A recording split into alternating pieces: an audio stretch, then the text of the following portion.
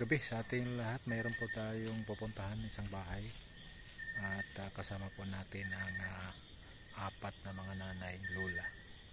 So ang pagtutarti po natin ay hindi lang tayo ang gumagawa. Bilang pastor po ay may kasama din po tayo mga nanay na naturuan po natin na dapat ay papadama yung pagmamahal, pagmamalasakit sa atin pong kapwa.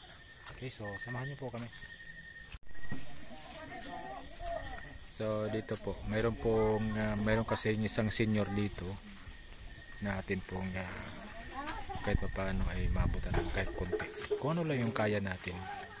Wala pa ako. Ano daw? Nakakarinig pa? Ay masaya. Ako ay binang Sige, sige. ang buhay natin magpakailanman. Dati mahilig akong magsagal. Sugal dito. Sabi mo nga, huwag ka nang iiwan. Tapos kami, huwag mo din kami iiwan. Pag may pagkain ka, sige lang kain po ha. Kahit hindi mo ubos yung pagkain, sige lang kain. Para malaman na yung plan. Di ba, salamat ngayon, hindi ka na nagaganyan-ganyan. Hindi ka na ganyan. Oo. Kasi sabi ko po sa iyo, yung gutom mo, kaya ka na ganun. Pero dahil nakakain ka na, wala na yung panginginig. No?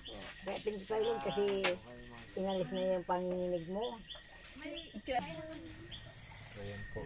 Nung pumunta ko Bigyan dito, ng mga kapatiran. malakas ka na. Magkatabi pa nga tayong dalawa. Nagkakanta pa tayong dalawa. Dadalit ka namin sa Marisa ay bunso. Ikaw ang sinundan ni Marisa? Kailan nga yung birthday ni nanay? January ano po? January 20. Oo, katatapos lang. Ano taon na siya?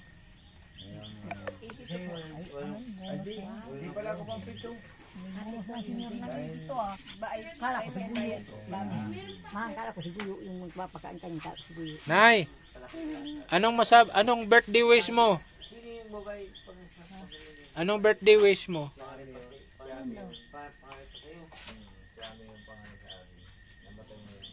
Anong panalangin mo sa birthday mo? Kailan birthday niya? Tapos na. 20 po. Ano, malakas na ako. Yun. Malakas ka. Masimba pa tayo, no? Sige, sabihin po yung kasama na natin kako din sa amin. Kanta pa tayo. Ano nga yung paborito mong kanta? Kaya ako ay masaya pagkat ako ay binago na. Si Jesus lang ang buhay natin magpakailanman. Wow. Dati mahilig ako sa chismis. Chismis. Chismis doon, chismis pa rin dito. Pero nang makilala ko ang Panginoon Diyos, sa Diyos lang ako nagpupunta. Oh, very good. Chismis doon, chismis dito. Napayat nga yung sabi niya. Marites doon, marites dito. So, walang sugal. Wala na lang. Ano, minto ka na? Binago na ko po siya eh. Binago na.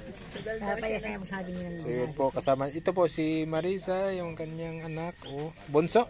Bunso. Tapos mga nanay na kasama natin. Si Ate Shoni, si Ate Doti, Ate Neri, si Ate Vicky, si Ate Merlin.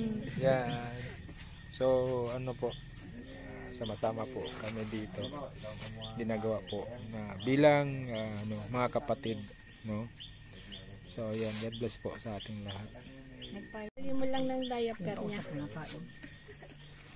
Maliit na halaga, pero pangbaling diaper. Yan. So, Mari, anong gagawin mo pag may pagkain? Para madali Yan po kasi usapan namin, kakain siya para hindi siya madala sa ospital. Kasi ayaw niya sa ospital. Haran ka man, bigyan ka, diligdig ka. Nung ang inatas mo talaga yan, So, ito po yung bahay ni nanay, oh. Yan, oh. Dito po sila tumuloy sa isang anak niya. Pero, yan na po yung mga, ano, mga may trapal na rin sa, sa taas. Kasi pag nagulan siguro yan, tulog din yan dito sa loob. Oh, may payong na nga dito sa loob. Eh. Pinapayungan lang yung misa dito. Oh, may payong. So, yun po. Ito. Yan, batas na din. Kaya medyo kawawa din. So yun po. Salamat sa inyo pong pagdalaw. So yun po, maraming pong salamat sa ating lahat at kasama po ang mga mga kapatiran. Sama-sama po kami ambag-ambag ng kahit kunti. Okay po, so God bless po sa ating lahat. Ayan, kakain na si nanay. Gatas. Nay, palakas ka, Nay. Kasi may maakit dito manligaw. Oy. Ano, mapaligaw ka pa po, ma? Ayaw mo na? Gwapo daw, gwapo. Amerikano, Amerikano. Ay, kahit pa. Ha? Kagaling sa Amerika. Kasama kami. Sabi ba ni Kuya Kit sa'yo, kanina narinig ko, sabi ni Kuya Unyo sa'yo, ano mama, gusto mo, paliligawan pa namin ikaw? Sabi ba ni Kuya, papaligawan pa namin ikaw? Ayaw na nanay.